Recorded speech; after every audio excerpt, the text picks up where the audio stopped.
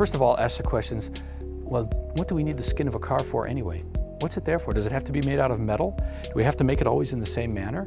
Or is it there for different purposes than we thought? In reality, the aspects of crash and stiffness and ride handling can be handled in a space frame type vehicle entirely without the skin. And therefore, to go away from a metal skin and to have a skin that offers different capabilities, can move, can do things that a fixed rigid structure couldn't do, can be lighter, made out of materials which require less energy to make them. That's something that the Gina Light model brings as a question.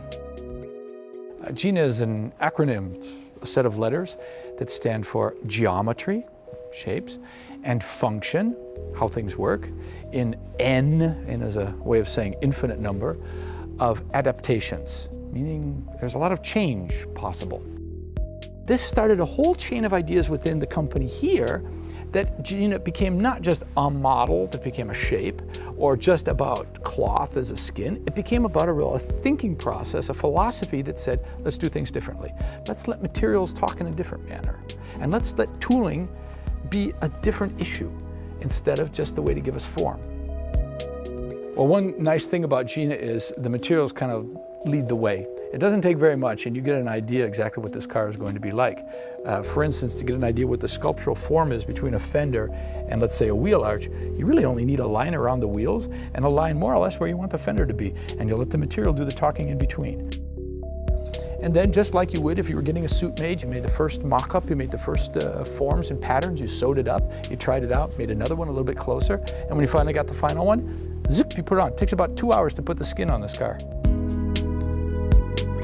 Emotion is really the added value to this. I mean, one way is saying you get better function or you get better alternative ways of doing things, but really we want to achieve a higher emotional plane out of this.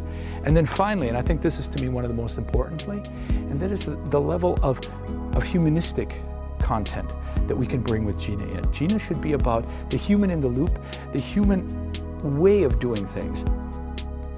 The Gina philosophy, in its short form, is about being flexible. Thinking flexible, acting flexible, context over dogma. That's it.